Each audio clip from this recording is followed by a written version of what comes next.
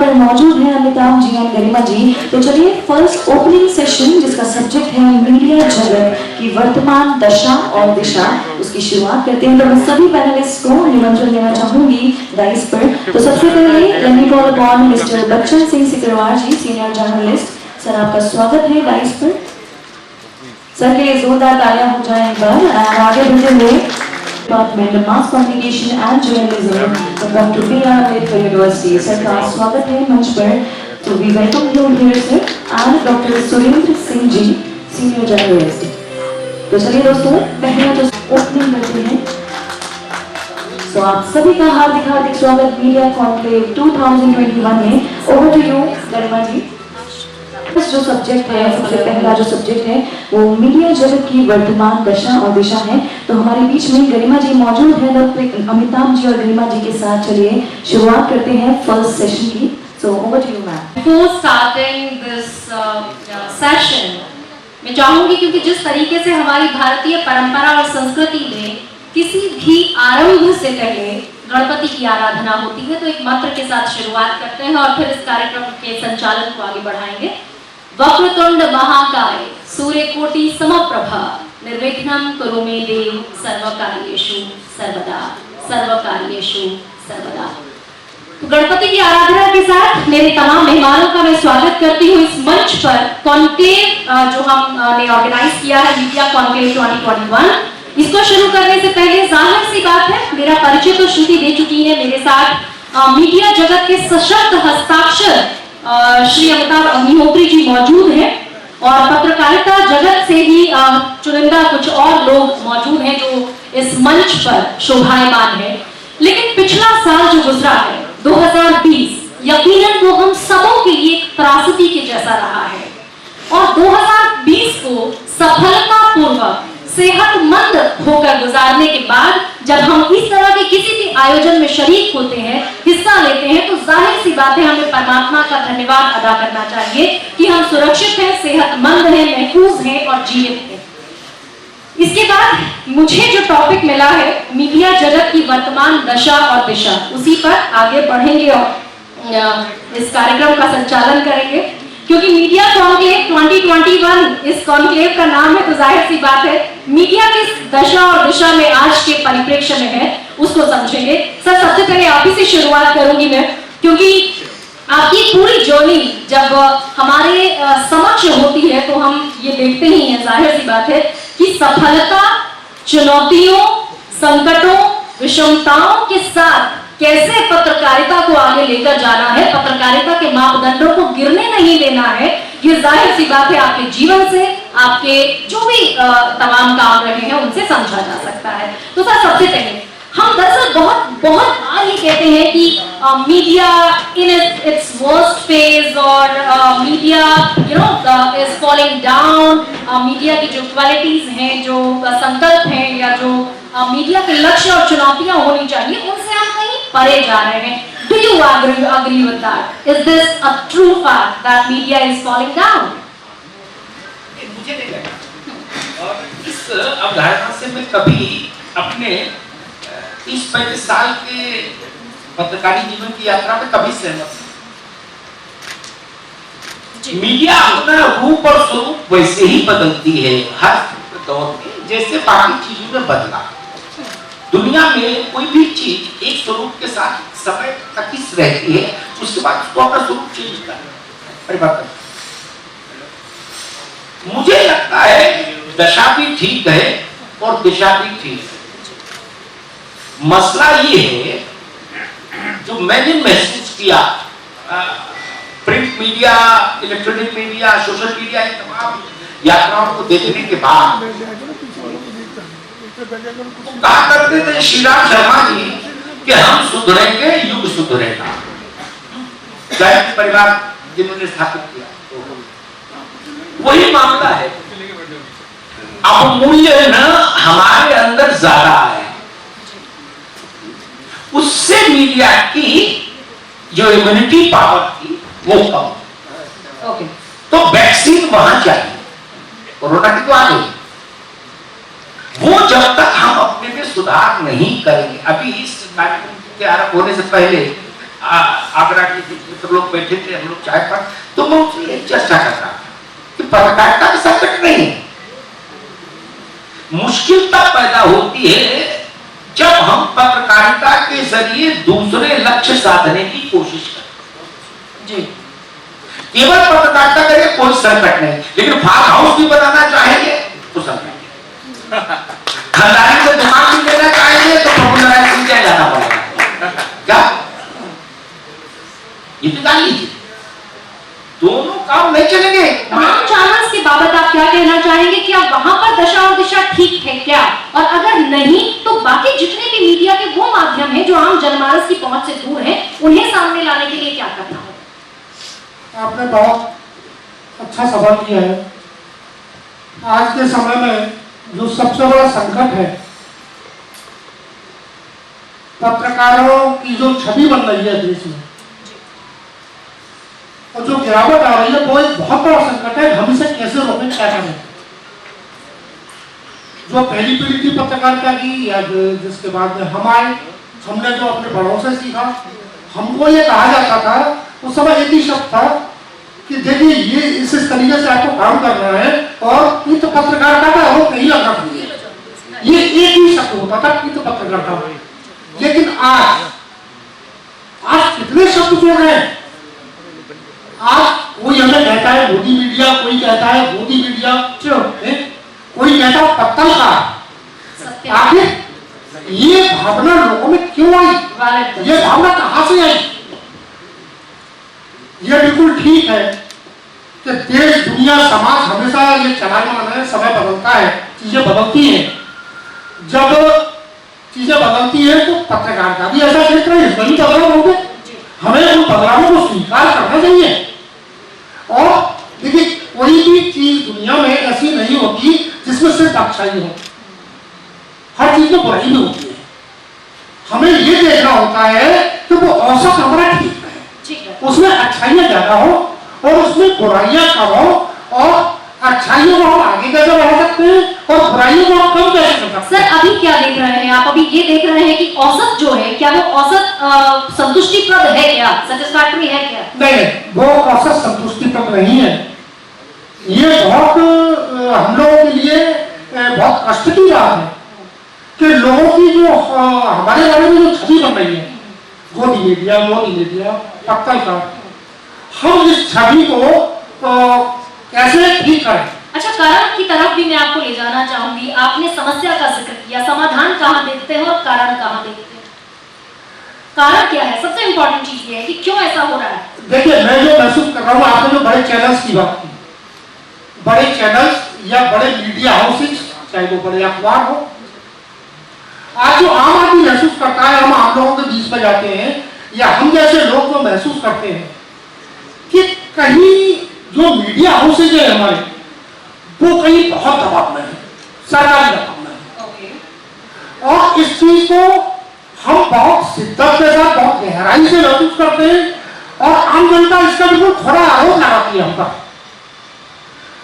कई बार ये घटनाएं अखबारों में भी छपती है, टीवी चैनल्स भी दिखाते हैं कि या सोशल मीडिया में भी दिखाई देता है कि कुछ लोग जो नकारात्मक चीजें हैं उनको दिखाने का प्रयास करते हैं, उन्हें बताने का प्रयास करते हैं, तो या तो उनके खिलाफ मुकदमे दर्ज होते हैं या वो जेल चले जाते हैं। तो ये जो स्थितियां हैं, ये जो डर और भय का जो माहौल जो बनाया जाता है, ये भी आम जनता के बीच हमारी छवि को, भले ये कुछ घटनाएं, चंद घटनाएं हैं, लेकिन ये चंद घटनाएं बहुत नकारात्मक छवि बनाती है। अच्छा, यहीं से एक प्रश्न पैदा होता है सर कि क्या एक मछली जो सारे तालाब को गंदा कर देने वाली जैसी कहावत है, क्या गेहूं के साथ जैसे घुन भी पिस जाता है? ये तमाम चीजें हमारे जो समुदाय पर भी लागू हैं, इस पर भी हम लौटेंगे, लेकिन फिलहाल हमारे साथ अगले पैनलिस्ट हैं, सर चर्चा को आगे बढ़ाएंगे आपके साथ भी। हमारे साथ डॉक्टर सुरेंद्र सिंह है, वरिष्ठ पत्रकार है। सर आपसे मेरा सवाल ये है, डॉक्टर सुरेंद्र सिंह सर, अभी दो हम लोगों के वक्ताओं ने जो महत्वपूर्ण बातें कही हैं, हमारे साथ पत्रकारिता के बहुत ही वरिष्ठ स्तंभ है, सशक्त हस्ताक्षर है श्री अमिताभ अग्निहोत्री जी।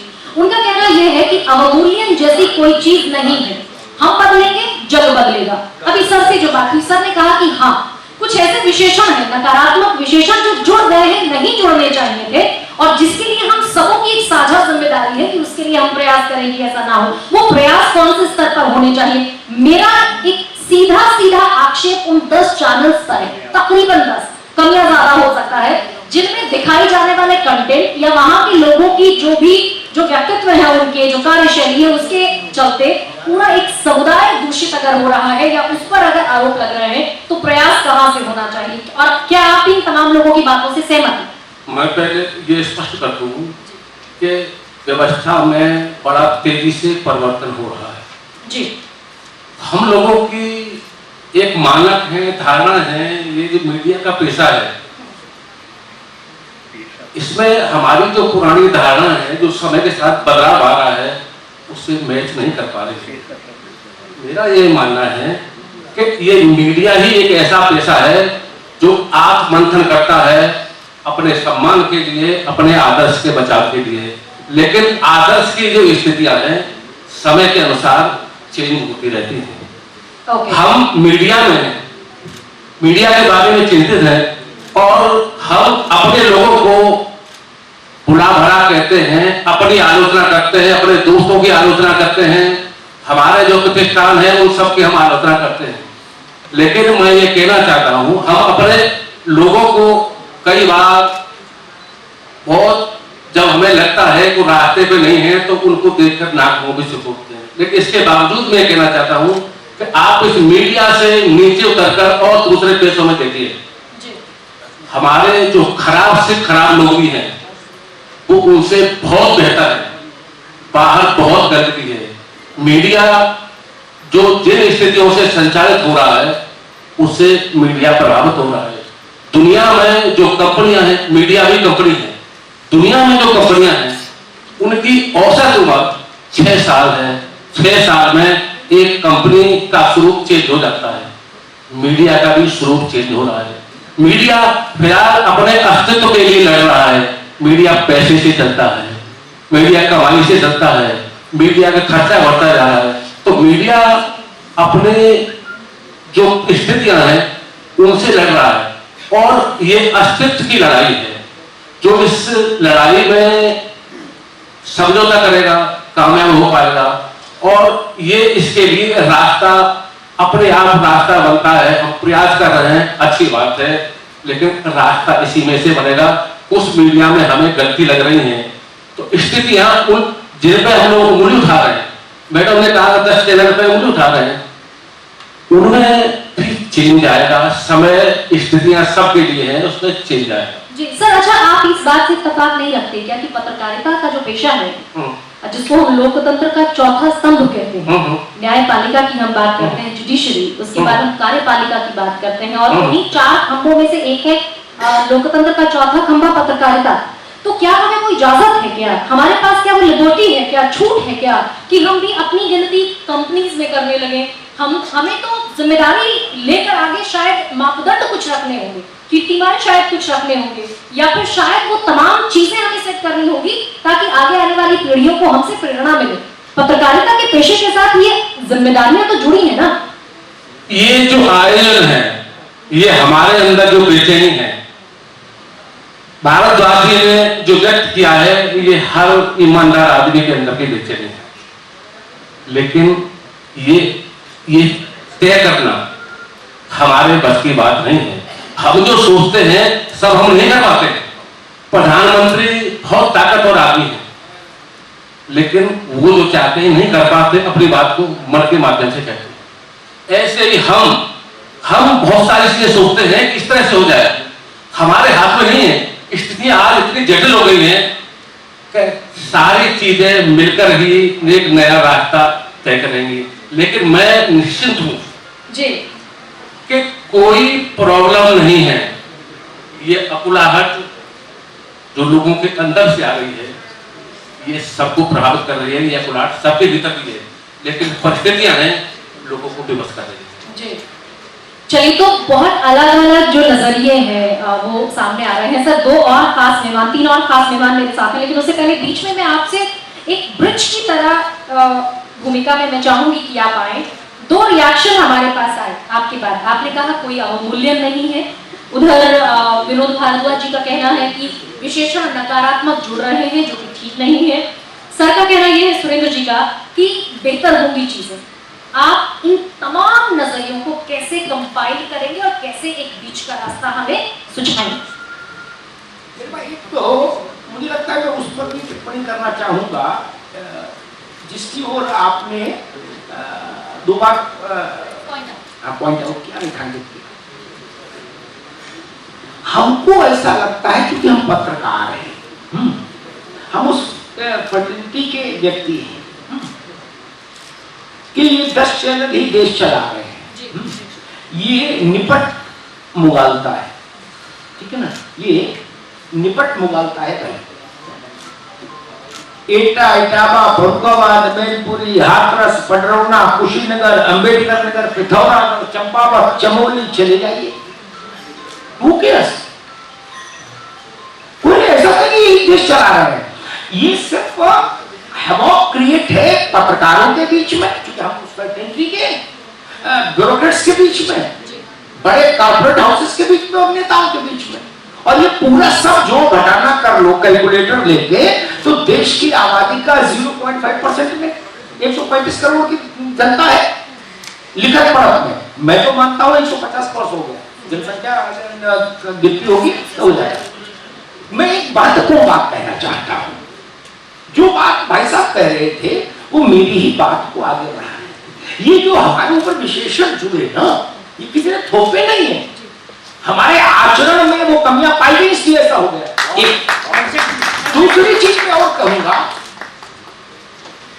तमाम कमियों के बाद भी मीडिया क्यों जरूरी है। मैंने एक सेमिनार में एक बात कही, उसमें प्रशांत भूषण मेरे साथ थे, तो बड़े वक्ता है, बड़े वकील हैं, जो तो पिता के जो पुत्र हैं। उन्होंने कहा कि मीडिया ट्रायल फलाना ठिकाना। मैंने उस वक्त एक बात उसी को दोहरा देता हूँ। मैं मानता हूं, एक उदाहरण दूंगा क्योंकि मैं बहुत बौद्धिक बात में यकीन नहीं रखता। गांधी जैसा कम्युनिकेशन करिए, देश समझ जाए, है ना। महर्षि अरविंद को समझने के लिए फिर बहुत मुश्किल हो जाए, या महर्षि रमण को समझने के लिए, वो भी अच्छे लोग हैं, लेकिन वो देश को नहीं समझा सकते। मैं एक उदाहरण देता हूं, आगरे का उदाहरण देता हूं। एक गरीब आदमी की बिटिया, गरीब आदमी की बिटिया आगरा के किसी ऐसे व्यक्ति के लड़के को ब्याह गई जो पॉलिटिकली बहुत कनेक्टेड है, विधायक सांसद उसकी जेब में हो और 1500 करोड़ का आदमी है। बात सुनना। और उसने बेटी को मार दिया, बहू को, है। अब वो गरीबी जो मैं करके आया उतने बताऊंगा, किताब और गूगल ना मैं पढ़ता हूं ना मेरे ज्यादा रुचि है। अब उसके वो कहा जाएगा विधायक सांसद के यहाँ, वो बिके हुए हैं, वो भाई साहब के खिलाफ तो नहीं जा सकते, वो भाई साहब भी चुनाव लड़वाते हैं, ठीक। कलेक्टर प्रभुनारायण सिंह मिलेंगे नहीं, बोले मीटिंग में बाहर गए लखनऊ, रहते अंदर रहेंगे तो भी गरीब को तो नहीं मिलेंगे।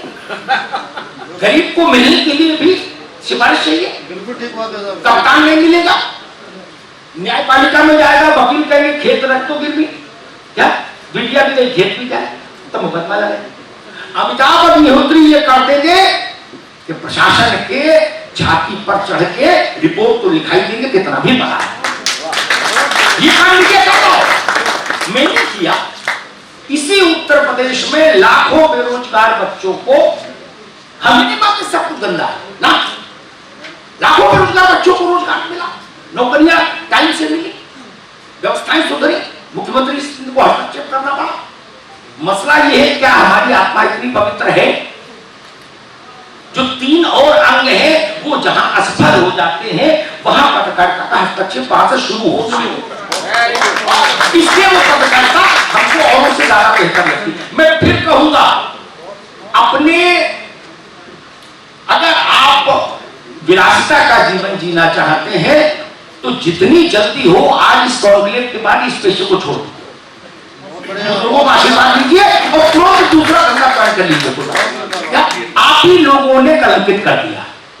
क्या मुझे मिलते हैं पुलिस के अधिकारी मिलते हैं, वो कहते भाई साहब आपके लड़के आ जाते हैं सुबह, कहते कचौड़ी मंगाओ, जलेबी मंगाओ, मैं उधर साइकिल में तेल डलवाऊं, अब इसको पता क्या कहेंगे? हाँ तो सर जी जी मैं निश्चित तौर पर अग्री करती हूँ। हम बदलेंगे जग बदलेगा, और कहा भी गया, देश के बड़े मकबूल शायर ने कहा है, हम अकेले ही चले थे जाने बे मंजिल मगर लोग साथ आते गए और कारवां बनता गया। तो आपको पहले जाने बे मंजिल बढ़ना होगा, कारवां अपने आप साथ आ जाएगा। हमारे साथ कुछ और खास मेहमान भी इस समय मौजूद है। हमारे साथ डॉक्टर सुशील गुप्ता जी हैं। सर, आपसे मेरा वही सवाल कि अभी जितने भी नजरिए दृष्टिकोण हमारे सामने है, उन दृष्टिकोण में से कौन सा ऐसा पॉइंट है जो आपको लगता है कि उसे कैरी फॉरवर्ड किया जाना चाहिए, और कौन सी ऐसी चीज है जो आपको लगता है कि अगर उस प्रयास के साथ आगे बढ़ा जाए तो जो भी अभी विशेषण हमारे साथ चिपक गए हैं, जाने अनजाने, चाहते हुए नहीं चाहते हुए, उन्हें कैसे दूर किया जा सकता है? धन्यवाद करना जी। पहले तो मैं थोड़ा सा आपको क्लियर कर दूं कि मैं पत्रकार ना हूँ ना, नहीं, मैंने आपको पत्रकारिता के पत्रकार कहकर संबोधित भी नहीं किया। लेकिन मैं भाई साहब की बात को थोड़ा सा बस 1-2 मिनट में बताऊंगा कि पत्रकारिता और पत्रकार की कलम में बहुत फर्क है। और ये इस पर तो मुझे लगता है कि थोड़ा सा सम्मान तालियों से हो रहा है।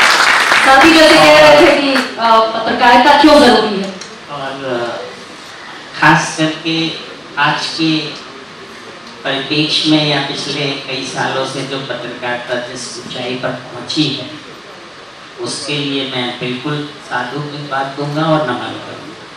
छोटी सी बात कही है कि गरीबों के लिए अगर कोई है तो मैं कहूँगा मीडिया ही है।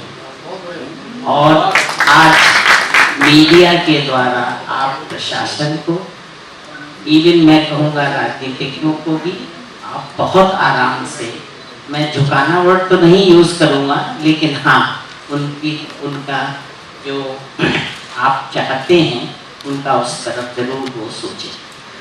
लेकिन थोड़ा सा मैं, माफ़ कीजिएगा, आप लोग सब पत्रकार लोग यहाँ बैठे हैं और मेरे मन में ये काफ़ी कुछ है कि थोड़ा सा हम लोग अच्छे कामों को भी, पत्रकार लोग उसको आगे बढ़ाएं और उससे प्रेरणा लोगों को मिलेगी। और बहुत सारी न्यूज़ ऐसी भी हो सकती हैं जिनको कि हमें सोचना पड़ेगा कि आने वाले समाज या यंग जनरेशन पे उसका क्या असर पड़ रहा है। मुझे पूरी उम्मीद है कि आप मेरी बात को समझ लेंगे। अगर 1-आधा मिनट में और लूँगा कि अभी कोरोना टाइम में बहुत सारे पत्रों ने या समाचार पत्रों ने बहुत अच्छे काम किए, और एक काम ऐसा किया था जिसमें कि उन्होंने कुछ आह्वान किया। और मैं आपको सत्य बता रहा हूँ गरमा जी कि दूसरे दिन सुबह उस दफ्तर के बाहर 2 AC वहाँ मिले और कोई उनको बताने वाला नहीं था कि किसने दिए, क्यों दिए। तो ये प्रेरणा भी आप ही लोग जागृत कर सकते हैं। और मुझे पूरी उम्मीद है कि आने वाले समय में थोड़ा सा न्यूज़ में अगर आप लोग और परिवर्तन करके अच्छे कामों को और आगे बढ़ाएं तो आप ही हैं जो सब कुछ आगे ला सकते हैं। धन्यवाद। बहुत बहुत शुक्रिया सर, बहुत शुक्रिया। और इन तमाम चीजों को सुनने के बाद मुझे ये जो समझ में आया है वो ये कि आलोचना सबसे ज्यादा उसी की होती है जिससे अपेक्षाएं सबसे ज्यादा होती है। मुझे लगता है कि आप सब इस बात से इत्तेफाक रखते होंगे, घर का जो सबसे बड़ा बुजुर्ग है उससे ये अपेक्षा रखी जाती है कि वो सबका ख्याल रखे। अगर वो ऐसा नहीं करेगा तो आलोचना उसके जगह, अगर कोई छोटा बच्चा होगा तो आलोचना उसकी नहीं होगी, लेकिन एक जिम्मेदार व्यक्ति की आलोचना ज्यादा होगी। तो बस ये समझने की आवश्यकता है कि पत्रकारिता एक बहुत बड़ी जिम्मेदारी का पेशा है। जब आ रहे हैं तो देखभाल कराए, सोच समझ कराए। सर ने भी उन तमाम चीजों को रखा था सामने। डॉक्टर गिरिजा शंकर शर्मा हमारे साथ हैं, farmer head of the department mass communication and journalism, doctor BRA university. Sir, आपका भी चर्चा में सहयोग चाहेंगे। यही पॉइंट, बेसिकली यही पॉइंट, बहुत सारी खूबसूरती है मीडिया की। हम बहुत सारी ऐसी मुहिम याद कर सकते हैं। आपको याद होगा एक बच्चा प्रिंस नाम का, अब से 12 या 13 बरस पहले, मैं जब पत्रकारिता में बमुश्किल 3-4 साल पहले आई ही थी, एक ड्राइव चला और रातों रात पूरा प्रशासनिक अमला लगा रहा, उस बच्चे को सुरक्षित बाहर निकाल लिया गया। 2013 में हमने निर्भया मामला देखा, दिल्ली की सड़क पर गैंग रेप हुआ और उसके बाद कैसे उस मुहिम को हथियार के तौर पर इस्तेमाल किया गया, बाकायदा एक्ट बना, उस पर कमेटी बनाई गई फॉरवर्ड जस्टिस के साथ, उस पर एक्ट बना, तमाम चीजें हुई। लेकिन इसी सकारात्मक में से मेरा सवाल हालांकि वही है जिसको मैं घुमा फिराकर आप सबसे पूछकर एक नया दृष्टिकोण की तरफ बढ़ना चाहती हूँ कि नकारात्मक बहुत कम है, लेकिन ऐसा कहते हैं ना कि पानी में 4 बूंद तेल की डाल दी जाए तो तेल ऊपर सरफेस पर आ जाता है, सतह पर आ जाता है, दिखने लगता है। क्या हो, कैसे बढ़ा जाए आगे? देखिए, सबसे पहले तो ये है कि इस तरह की चर्चाओं के लिए लगातार मंच मिलते हैं जी। ये जो मंच का मिलना बहुत बढ़िया है। ये मंच हमारे परिमार्जक की तरह से काम करते हैं, जैसे लॉन्ड्री है या कपड़े धोने का स्थान है, क्योंकि जब तक हम अपने शॉर्ट कमिंग्स को और लिमिटेशंस को नहीं समझेंगे, जब तक हम अपनी स्थिति के बारे में रूबरू नहीं होंगे, तब तक ना तो हम बहुत हाइपर में जा कर के बड़ी बातें करके कहें कि ये बहुत अच्छी बात है, या हम बहुत ग्राउंड रियलिटी में जाएं तो कहने की बात ये है कि जन्नत का ख्याल तो बहुत अच्छा है गालिब, पर हकीकत हमको सब मालूम है। तो ये सभी जानते हैं कि कौन क्या है। मैं किसी व्यक्ति विशेष की बात नहीं कर रहा हूँ। यहाँ सबसे वरिष्ठतम लोगों में श्रद्धेय और आदरणीय रमाशंकर जी हैं, जिन्होंने आदि पुरुष कृष्णदत्त पाटीवाल जी के समय से काम किया है और उनके सामने पूरा युग पूरा रहा है। आप सभी लोगों को ये जानकर के खुशी होगी कि इस मंच के माध्यम से मैंने कई साल बाद उनको यहाँ पर देखा। तो सबसे पहले तो ये है कि मंच आपको लगातार मिलते रहे। जब आपके पास में कोई मंच ही नहीं होगा तो आप कहाँ कहेंगे, किससे कहेंगे?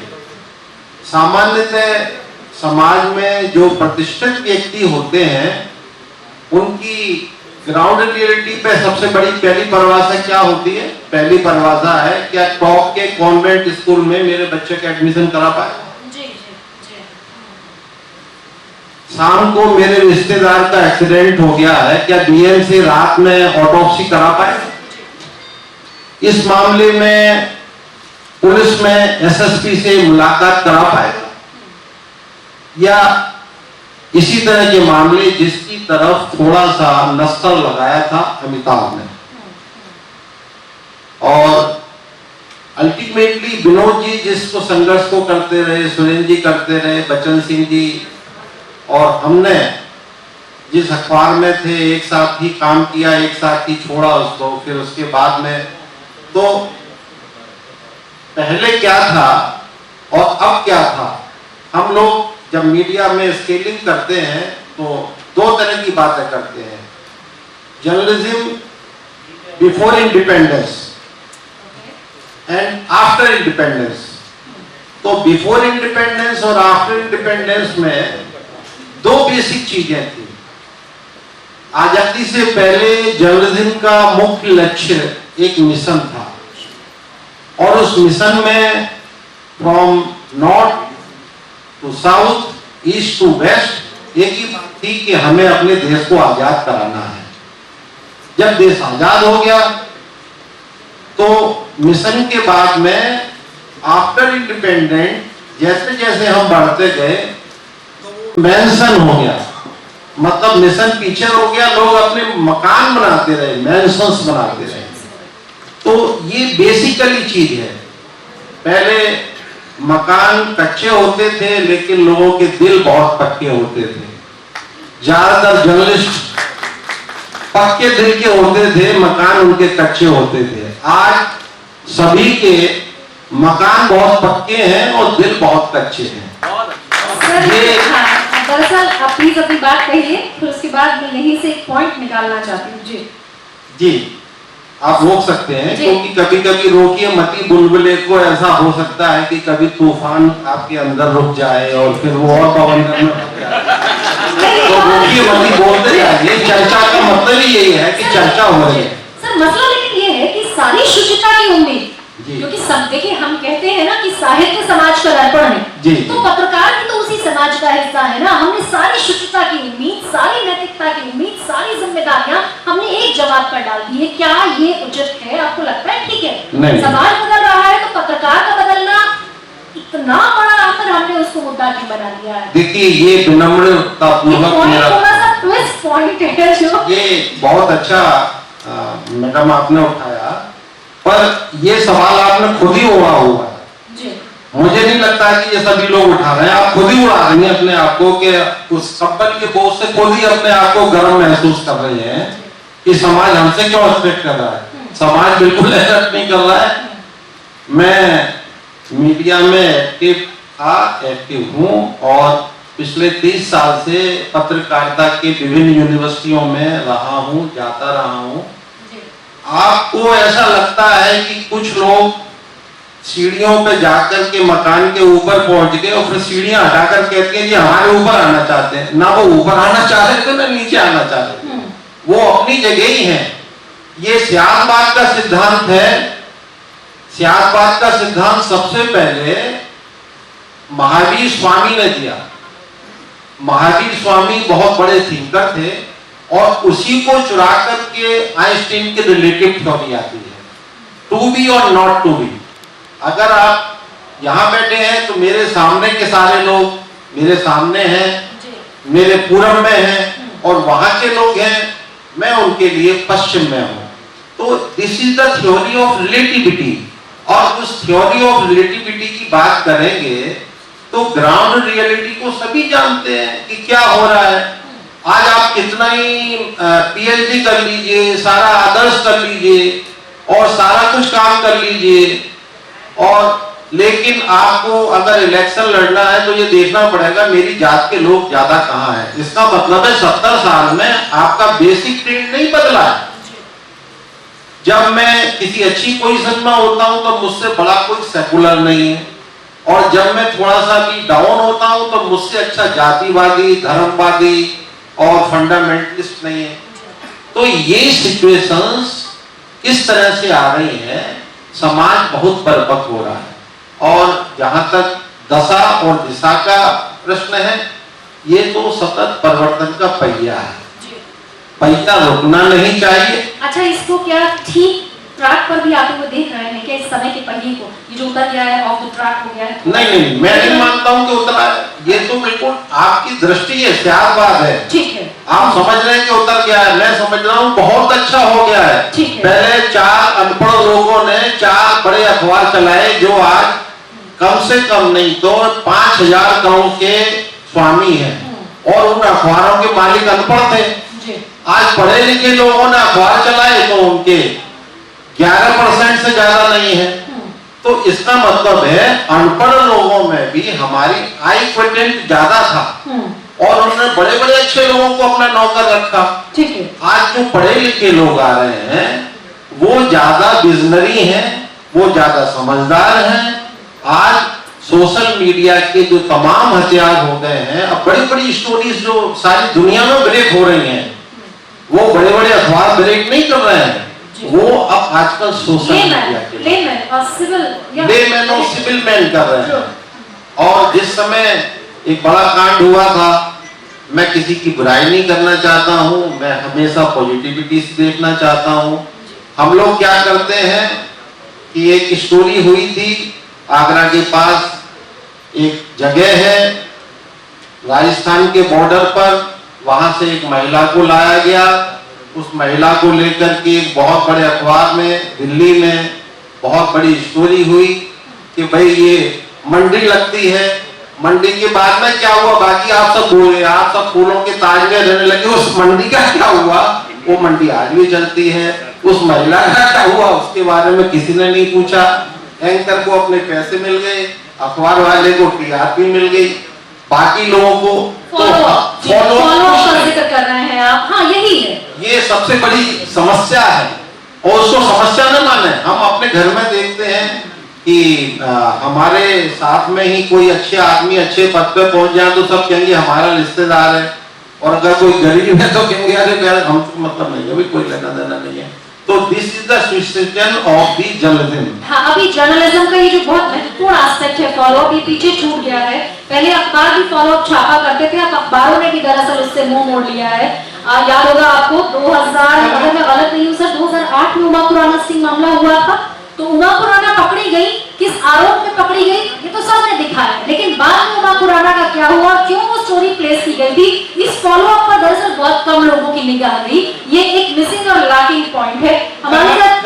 जी sir, please please please sir. आपने जो एक सवाल उठाया था, जो किया था मैं उसका थोड़ा साफ जवाब देता हूँ। Please sir. पत्रकारों से क्यों ज्यादा उम्मीद की जाती है? हाँ, इम्पोर्टेंट क्वेश्चन। आपने एक सवाल किया। वैसे तो ये ठीक है कि जैसा समाज होगा वैसे ही हम पत्रकार समाज का हिस्सा है, तो हम उससे अछूते नहीं रह सकते। हम भी बिल्कुल वैसे ही हो जाएंगे जैसा समाज होगा। समाज अगर अच्छा है तो हम अच्छे, समाज अगर खराब हो रहा है तो कहीं हम पे असर आएगा। लेकिन आपका जो सवाल मैं उसका जवाब देता हूँ, क्योंकि हम अखबार छापते हुए या टीवी पे खबर पढ़ते हुए गलत लोगों पे उनके खिलाफ कमेंट करते हैं, उन पर हम एक तरह से धावा बोलते हैं, हमला करते हैं, उनके खिलाफ कानूनी कार्रवाई की बात करते हैं। लेकिन अगर हम कहीं अपने तौर तरीकों से बिगड़े तो लोग उसका उंगली उठाएंगे, लोगों की नजर होगी, क्योंकि हम दूसरों को उंगली उठाते हैं। ठीक बात है। इसलिए हमसे उम्मीद ज्यादा की जाती है और हमें ज्यादा सावधान रहना होगा, हमें ज्यादा जिम्मेदार बनना होगा। हम कैसा का कैसा जवाब नहीं दे सकते, हम ज्यादा जिम्मेदार हैं, हम दूसरों पर ज्यादा उंगली उठाते हैं तो हमारी जवाबदेही ज्यादा है। आचार्य रजनीश एक ही हुए हैं या विवेकानंद एक ही हुए हैं 39 साल में, 39 बरस की बहुत छोटी सी उम्र पाई विवेकानंद ने, लेकिन विवेकानंद का हम जन्म शताब्दी वर्ष मनाते हैं। वो कोई राजनेता नहीं थे, कोई कलेक्टर भी नहीं थे, ब्यूरोक्रेसी में भी नहीं थे और बहुत बड़े पद पर भी नहीं थे, लेकिन हम जन्म शताब्दी वर्ष मनाते हैं। 150 बरस बीतने के बावजूद हम ध्यान रखते हैं कि हमारे देश में कोई स्वामी विवेकानंद पैदा किया था। मेरा ख्याल से सबसे बड़ा उदाहरण हो सकता है कि हमें अपने आप को किस तरीके से आगे के जीवन में चुनौतियों के लिए, संघर्षों के लिए तैयार करना है। लेकिन तमाम एक और हमारे पास मेहमान हमारे साथ मौजूद हैं। एक बात और बताऊंगा, संक्षेप में sir. Shruti, how long now you have? How long you have for the session? समाप्ति की ओर। ओके, ठीक है। प्लीज। बड़ी बात बस जी सर, अभी एक हमारे पैनलिस्ट है, बस बहुत कम समय में कह दीजिए सर। विनोद जी ने बहुत अच्छी बात बताई कि हम हर चीज का तुरंत रिएक्शन नहीं दे सकते हैं। मैं बस यही बता रहा हूँ कि एक छोटे से फंक्शन में एक महेंद्र सिंह टिकैत जी की रिपोर्टिंग करने गया और वहाँ मुश्किल से होंगे 600 आदमी, और मैं पहुंचा तो मेरे गर्दन पे हाथ रख के कहते 1.5 करोड़ लोग जहाँ बैठे हैं, तो मुझे क्या मरना था, उसी बात की रिएक्शन देता मैं। ठीक बात है। तो कुछ चीजें परिस्थितियों पर भी निर्भर करती है। बचन सिंह सिकरवार हमारे साथ हैं, लेकिन उससे पहले श्रोताओं का जरा एक रिएक्शन में ले लूं। आप ये जितनी भी बौद्धिक चर्चा है या जो भी हम यहाँ पर कह सुन रहे हैं, पहुंच रहा है आप तक? पहुंच रहा है आप तक? क्योंकि मीडिया तो ऐसी चीज है ना कि हर आदमी पत्रकार है। 150 करोड़ का भारत है और 150 करोड़ पत्रकार है, तो समझ पा रहे हैं आप क्या चर्चा चल रही है यहाँ पर। चलिए, thank you so much ji. Bachan Singh Sikarwar sir हमारे साथ हैं। Sir, last but not the least, and I am sorry, your reaction on this contemporary topic, we would love to know what do you think about this, you know, this whole scenario, this whole picture of media, what is we are projecting on the TV screen? उससे पूर्व जो पूर्ववर्ती हैं बहुत सारे विचार प्रकट कर चुके हैं, क्योंकि जिन सवालों को सब दफ्तरों ने उठाया है उसका मैं भक्त हूँ। 30 साल से संघर्ष कर रहा हूँ। मैं संपादकीय लिखा करता था एक बड़े अखबार यही अमर उजाला में आए। तो सच कहना हर एक के मुद्दे की बात है, और इसके लिए जैसे उन्होंने कहा कि पहले पत्थर के दिल होते थे, अच्छे होते थे, इसके लिए हम सब दोषी, क्योंकि हमने प्राथमिकता हमारा राष्ट्र समाज नहीं रहा, हमें नौकरी सबसे प्यारी। हमारे दौर में मेरे ही साथी संपादकीय देखकर मैंने बहुत संभाल के लिखा, वो पूछ नहीं रहे आपसे, खावा हम सफाई दे रहे, टॉपिक तो पूछने जा रहे, फलाना तो पूछने जा रहे, और जब हमारे बालकों ने हमें एक तरह की ईश्वरी की कृपा दी, पूरी छूटी, हमारा मन आए बोले, तो इसके लिए पत्रकार खुद दोषी है। और दूसरा बात ये था उसकी पृष्ठभूमि, अगर भूखे नंगे घर का किसी और नौकरी की मैं नहीं आया, केवल जीवन जीने आया है, और पत्रकारिता का कैसा अपना लिया, कटु सत्य है जी। उससे राष्ट्र और समाज की अपेक्षा नहीं करनी चाहिए। वो केवल जो मालिक दे देता है उसको वो लिखता है, स्वागत। और बाकी जो मालिक के हित में नहीं है वो दौड़ के बता नहीं जाएगा, चाहे वो पत्रकार के हित में हो, उसे भी वो। और वर्तमान में जैसे इसमें पैसे का काम बढ़ता गया, पूंजी वाली व्यवस्था हमारे संचार माध्यमों में आई, वैसे वैसे उन्हें लिखने वाले और अच्छे सच्चे पत्रकारों की जरूरत नहीं है, उन्हें पीआरओ की जरूरत है जी। जो पूंजीपतियों से या राजनेताओं से विज्ञापन ला सकें और धन की व्यवस्था करा सकें, सारे नागरिकों को उन्हीं की जरूरत है। ये अलग सत्य है, ठीक है। तट सत्य है, उसके लिए पत्रकार भी दोषी है, वो स्वयं से आता है, मालिक नहीं चाहता, वो उसी की बात करता है। हाँ, उसकी बानगी तो हमने हाल ही में बहुत सारे इंटरव्यूज देखे भी हैं। डॉक्टर जड़िया शंकर शर्मा है, इन्होंने कभी मुलायम सिंह के बारे में कोई शब्द पूछ दिया, मुलायम सिंह जी ने शिकायत कर दी मालिक से, इनको डांट पड़ गई कि आगे से आप पत्रकारिता करने नहीं जाओगे। तो इसका ये है सबसे बड़ी बात जो आप कैसे का ये है, पत्रकारिता अखबार चलाने नहीं, मैंने जो कह रहे नहीं कि हमारी रोटी नहीं चल रही, हमने रोटी छोड़ दी, हमने दूसरा काम किया, लेकिन पत्रकारिता का जो लक्ष्य था वो भी जिंदा है। पेशे को कम से कम पेशे की गरिमा बनाए। रोटी के लिए फिर हमने पत्रकारिता नहीं की, हमने दूसरा काम किया। जी जी। जैसे ब्राह्मण है, ब्राह्मणों को पहले काम से कोई जरूरी नहीं है कि एक ही घर से अपने भरण पोषण करें, वो सब जगह घर से सारे क्यों मांग के लाते थे, ताकि कोई एक व्यक्ति उस पर उसकी भरण रोक नहीं लगा पाए। और जो पत्रकार दोस्त मेरे बात कर रहे हैं, ये बड़ी बड़ी ईमानदारी की, मेरे निकलने के बाद अखबार में सस्पेंड यूनियन की वजह से सस्पेंड होने के बाद किसी ने मेरी कोई मदद नहीं की। जो कहते थे नेता यहाँ के लोग, आप जिस दिन निकलोगे हम आपके संग खून बहा देंगे, ये कर देंगे, वो कर देंगे। पत्रकार साथियों ने धोखा किया, सारे संगठनों को उन्होंने हथियार लिए जो होटलों में कार्यक्रम करा सकते, यूनियन जो इनको व्यवस्था करा सकते। तो चलो थोड़ी सी ईमानदार पत्रकार आएगा कहाँ से, कौन सी दुनिया से आएगा? आप उन्हें अखबारों में जगह नहीं दोगे, आप उन्हें किसी यूनियन में नहीं दोगे, गुच्चू में मंच पे आके बैठा दिए। और मैं राष्ट्रवादी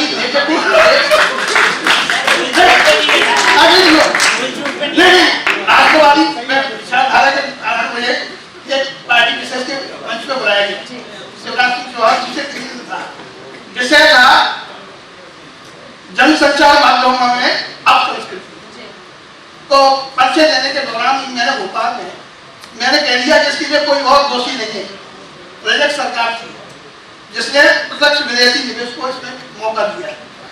जबकि जवाहरलाल नेहरू ने देश आजाद हुआ तो समाचार एजेंसियों पर विदेशियों पर रोक लगा के प्रेस इंडिया का गठन किया, और उन्होंने देश में प्रेस स्वतंत्र प्रेस के लिए दादा जगह दी, बहादुर से जफरलाल और जगह प्रेस पीटीआई के लिए जमीन उपलब्ध कराई, धन उपलब्ध कराया, ताकि देश में क्योंकि जनसंचार माध्यम देश का जन्म तैयार करती है। ये बहुत बड़ी भूमिका है, और इस भूमिका में किसी बाहरी देश के भी थोड़ा नहीं छोड़ा जा सकता। जो भी समाचारों का आदान प्रदान हुआ उसके माध्यम से हुआ, लेकिन जो कथित राष्ट्रवादी थी तो उन्हें बड़ा नहीं था राष्ट्रवादी विचारों को, उन्हें से कोई मैंने कहा कि आपने हिंदी देवनागरी का खत्म कर दिए, उन्हें कोई संविधान में मैंने की मेरी सारी डिग्रियां, मेरे अखबारों का रजिस्ट्रेशन सारा हिंदी के अंकों के साथ है, तो अभी तो बन गया तो संविधान। तो सारी जो ईमानदारी की बातें हैं वो किसी पार्टी को अभी दे, मैं बहुत प्रिय हूँ उनका, लेकिन जब मैं वो राष्ट्र की बात करता हूँ, जब गांधी को नियोजन की बात करता हूँ, बेनिवेश का विरोध करता हूँ, तो वो मुझे दुश्मन समझते हैं। तो वही बात है ना कि मैं, हालांकि ये बहुत ही वैलिड पॉइंट्स आप उठा रहे हैं, and this is the bitter truth to be heard, ये सुना जाना चाहिए। एक संपादक, बड़े अखबार के संपादक, जब उनका भी बाहर निकाल दी गई, मेरी जब दशा कर दी गई उनकी, तो मैंने कहा भाई साहब मैं आपको आपके अखबार में बैठा सकता हूँ, मेरी ताकत है, मेरे पीछे लोग हैं। अरे बोले बेटे ठाकुर हम बढ़िया लोग हैं क्या फिर चलो। तो उनका कहना यह था कि अब तो जैसे देखने की जरूरत नहीं है, अब तो उनकी जरूरत है जो दाम ला सके। हाँ, ये एक सच्चाई है। अमिताभ जी, मैं बस समाप्त आपसे चाहती हूँ कि आप इसको तो इसलिए मेरा कहना है जो भी इसके बाद जो क्या कहते हैं मीडिया के सोशल मीडिया है, सोशल मीडिया से हमें बहुत लाभ महसूस कर रहा है। सोशल मीडिया का सेशन नेक्स्ट सेशन है। क्या इसी को कंक्लूड करता हूँ, ये बदलाव तब आएगा जब हम हमारे बीच में मन में हो कि कोई तो हमारे लिए लड़ रहा है तो उसकी एक उंगली से मदद तो करे, चप्पल हाँ, तो कम करे। से कम ये एक शुरुआत होनी चाहिए। सर, मैं चाहूंगी कि आप इस सेशन को वाइंड अप करें। मरता क्या ना करता वाली स्थिति है क्या पत्रकार? और एक सेकंड और करना, भाई भी से जब पूछ रहा था कि उपेंद्र शर्मा क्या है, फलाने क्या है और आप कैसे सर्वाइव कर पाए 16 लोग टाइम। मैगी साहब मेरे पास रहने को घर था, खेत थे और बाकी सारा जीवन है, मैं कैसे सर्वाइव कर पाए 30 साल। तो मेरा प्रश्न ये, हर एक पत्रकार के पास तो जीविका का कोई और साधन नहीं और कोई कला नहीं आती, कोई नहीं, इसलिए उसकी मजबूरी है कि जैसा वो कहेगा मालिक वैसा वो बुनेंगे। दूसरी बात तमीज ये है कि बुने जितनी छूट मिलती है वो उसका भी उपयोग नहीं करते, क्योंकि मैं संपादकीय पृष्ठ में रहा, मैं ही देख लगाता था तो मैं नए नए लोगों को मौका देता था, अवसर देता था। और जो अविश्वास की बात कर रही है आप, 30-35 साल बाद एक गरीब आदमी बाहर आया तो उसने कहा सिकरवा सबकी मदद करते थे, आप शायद भोजपुर में बाहर से खेरागढ़ से वो आदमी आया, इससे भी उसमें मेरी फिर मैं पढ़ा लगा दूंगा, वो लगे पान खा लो आप, चाय पी लो आप, मैं सब मैंने चाय पीता था, पान खाता, तो बोले फिर मेरे समाचार कैसे समझ। ठीक है सर, वो समझ आ रहा है कि वो चुनौती है निश्चित तौर पर, और इसीलिए मैं सर से मेरा निवेदन, सर कंक्लूड कीजिए इसको। मरता क्या ना करता वाली स्थिति है। देखिए, मैं 2-3 बातें जो पूरे चर्चा में निकल कर आई इस सत्र में, मुझे लगता है वो बड़ी महत्वपूर्ण है। एक चीज तो ये साफ हमको समझनी होगी, आजादी से पहले के भारत में जिस ढंग के अखबार की से जरूरत पूरी हो जाती थी वो आज संभव नहीं, इसलिए कोई ही इसमें क्रांति की आवश्यकता नहीं, वो अतिरेक हो जाएगा। बड़ा पूंजी निवेश मीडिया में चाहिए ही चाहिए। ठीक, साइकिल पर अखबार छापिए, 25 कापी कचहरी दिखाइए, उससे तो जीवन नहीं चलता। संचार बहुत गतिमान हो गया है। एक तो ये चीज समझना चाहिए, उसमें कोई विरोधाभास नहीं है। जो लोग ऐसा विरोधाभास करते हैं मुझे लगता है वो अतिरेक में है। व्यक्तिगत उदाहरणों में मैं नहीं जाऊंगा, किसी के जीवन में कोई व्यक्तिगत समस्या घट सकती है, कभी घटी हो, लेकिन वो पूरी मीडिया कोई ट्रेंड को बताए, ये ठीक। दूसरी बात जो इस पर चर्चा में निकली मैंने देखी, मुझे लगता है मैं अपनी इस धारणा के साथ हमेशा रहा, ये स्वेच्छा से चुना गया व्यवसाय है। जैसे अगर सेना में भर्ती होने वाला कोई जवान ये कहे कि भाई साहब बड़ा खतरा है उसी में, मुझे 2 गनर दे दो, तो मैं कहूंगा भाई तू चाय की दुकान खोल ले, डॉक्टर ने बताया सेना में रहे। ये सब बातें मत बताइए। ठीक है, पत्रकार ऐसा छोड़िएगा पत्रकारिता। डॉक्टर ने कहा क्या पुलिस का नोटिस आया कि पत्रकार नहीं रहोगे? हाँ, वही मसला। दूसरा काम करिए, जो कर सकते हैं वो करें, बाकी छोड़े। तीसरी महत्वपूर्ण बात जो मुझे लगता है कि हम लोग को इसमें जरूर समझनी चाहिए,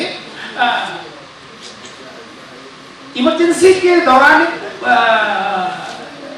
कहावत किस्सा हुआ जिसको लालू टंडवानी कई बार उद्धृत करते थे उस दौर में, कि कहा गया कि भाई नमस्ते करिए और लोग रेंगने लगे। मैं ऐसे लोगों पर कोई टिप्पणी नहीं करना चाहता, ना मैं उनकी बहस में पढ़ना चाहता। जो लेट गए उनको मुबारक, जो नहीं लेटे वो मुबारक। सत्ता का दबाव एक प्रश्न बार बार आता है और सारे लोग इसी पर क्रांति को आके केंद्रित कर देते हैं कि भाई सत्ता का दबाव बहुत ज्यादा है। मैं अभी उदाहरण डिस्कस कर रहा था तो उसको हटाता हूँ, सिर्फ पत्रकारिता की बात करता हूँ। मैं अखबार में संपादक रहा, मैं टेलीविजन में संपादक रहा, इतनी लंबी यात्रा में कई जगह रहा। मैं आपकी बात मान लेता हूं, सत्ता का दबाव।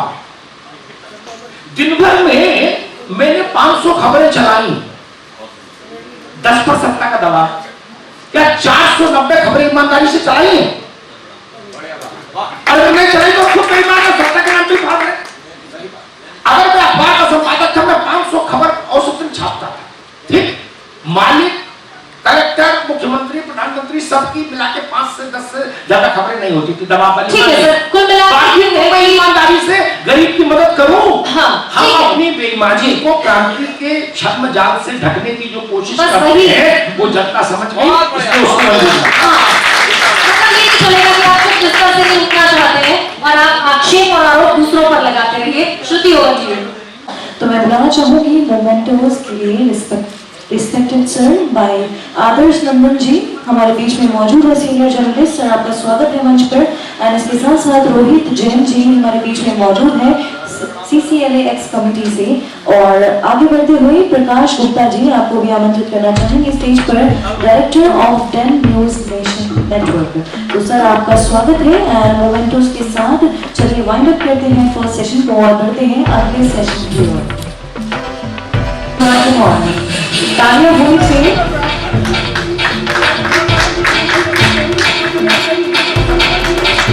चलिए आगे बढ़ते हुए आप सभी के बीच में यहाँ पर पैनल में मौजूद है डॉक्टर गिरिजा शंकर शर्मा जी। सर आपका स्वागत है। तो we thank you for taking out time for this media conference. आगे बढ़ते हुए मिस्टर विनोद भारद्वाज जी हमारे बीच में मौजूद है, सीनियर जर्नलिस्ट।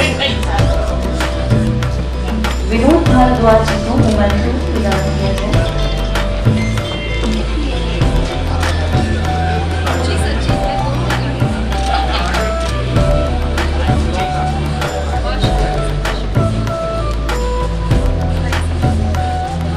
तो विनोद जी का हार्दिक हार्दिक अभिनंदन।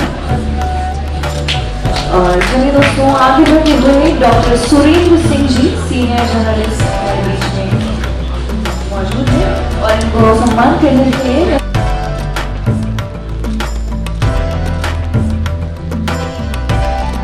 डॉक्टर सुरेंद्र सिंह जी का स्वागत।